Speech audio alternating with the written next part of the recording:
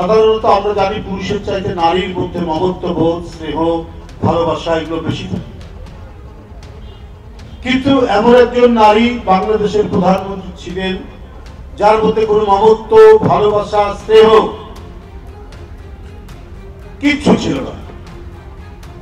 সে যে বাপের প্রতিশোধ নেবে, তার বাপের হত্যাকাণ্ডের প্রতিশোধ নেবে, এইটাও বড় কথা না। বড় কথা হচ্ছে এই দেশটাকে তার বাপের জমিদারি মনে করত এবং এই জমিদারি তার যাতে হাতছাড়া না হয় এই কারণে তিনি গুম, খুন, মানুষ হত্যা করতে, তার বিরোধীদেরকে নিশ্চিহ্ন করে দিতে ন্যূনতম দ্বিধা করেননি, কুণ্ঠিত হননি।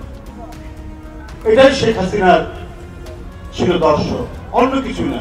কেউ কেউ বলে যে তার গোটা পরিবার শুদ্ধ, তাদেরকে মেরে ফেলা হয়েছে, হত্যা করা হয়েছে, এটা হচ্ছে তার অজুহাত। উনি মাঝে মাঝেই কাঁদতেন তার পরিবারের কথা বলে, তার বাবার কথা বলে, ভাইয়ের কথা বলে। এগুলো ছিল সব অভিনয়, এগুলো ছিল লোক দেখানো। ওর এসবের কোনো মায়া মমতা নেই। যে মহিলাটি 15.5 বছর 16 বছর প্রধানমন্ত্রী থেকে বাংলাদেশ ব্যাংক লুট করেছে, বেসিক ব্যাংক লুট করেছে, সোনালী ব্যাংক লুট করেছে, বাংলাদেশের আর্থিক প্রতিষ্ঠান লুট করেছে, তার আবার মায়া মমতা কিসে? সে ক্ষমতায় থাকতে চেয়েছে, আরো বেশি লুট, আরো বেশি টাকা পাচার করবেন তিনি, আর তার নিজের লোকদেরকে দিয়ে, তার শেখ পরিবারের লোকদেরকে দিয়ে। এইটাই হচ্ছে তার রাজনৈতিক দর্শন, এটাই ছিল তার চিন্তাধারা।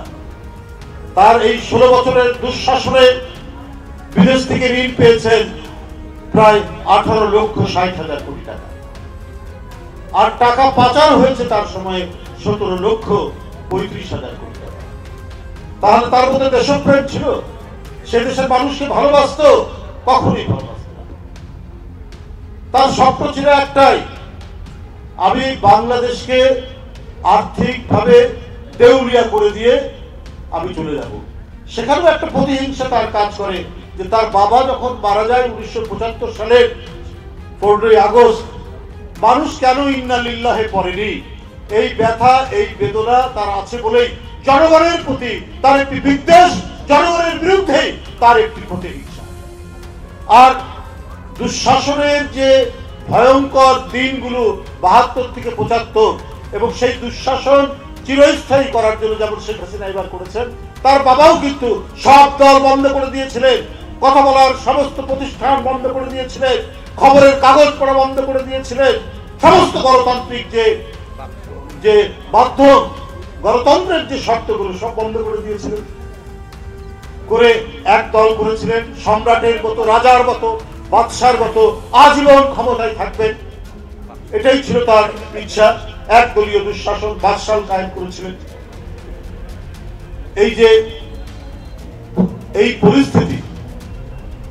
পরিস্থিতিতে শেখ হাসিনা মনে করেছেন যে এই আমার বাপ যখন ব্যর্থ হয়েছে, আমাকে তো ব্যর্থ হওয়া, তাই তিনি ছলে বলে কৌশলে জুলুম করে, ক্রস ফায়ার দিয়ে, গুম করে তিনি ক্ষমতায় থাকতে চেয়েছেন। আর এই ক্ষমতায় থাকার গ্যারান্টি নিশ্চিত করেছিল পার্শ্ববর্তী দেশ, এখন যেখানে তিনি পালিয়ে আছেন, আশ্রয় পেয়েছেন, তারা আর কেউ না। পৃথিবীর কোন দেশ, পৃথিবীর কোন গণতান্ত্রিক প্রতিষ্ঠান কেউ শেখ হাসিনাকে সমর্থন করেনি, শুধুমাত্র পার্শ্ববর্তী দেশ তারা তাকে সমর্থন করেছে। শেখ হাসিনার এই ঋণ নেওয়ার কারণে আজকে যে শিশুটির জন্ম হয়েছে, তার কাঁধের উপরেও প্রায় 1.25 লক্ষ টাকা ঋণ চেপেছে। এই যে তিনি যে ঋণগুলো নিয়েছেন, গোটা জাতিকে দেউলিয়াত্বের মধ্যে ঠেলে দিয়ে তিনি আবারও ক্ষমতা দেখতে চান। এত কিছু করার পরও আপনার স্বাদ মেটেনি। আমরা মাঝে মাঝে শুনছি উপদেষ্টা বলছেন ইন্টারপোলের মাধ্যমে তাদেরকে নিয়ে আসবেন। আমরা তো তৎপরতা তো দেখতে পাচ্ছি। আজকে ওবায়দুল কাদের কোথায়? আজকে শেখ রেহানার ছেলে ববি কোথায়? আজকে সজীব ওয়াজেদ জয় কোথায়? এরা এই বাংলাদেশে মাফিয়া লীগ তৈরি করেছিল, মাফিয়া তন্ত্র তৈরি করেছিল, এবং তারা রাজপুত্রের মতো গোটা বাংলাদেশকে একটা তাদের নিজস্ব জমিদারিতে পরিণত করেছে। এদের বিচার হবে না? আজকে তো দেশের জনগণ এদের বিচার চায়।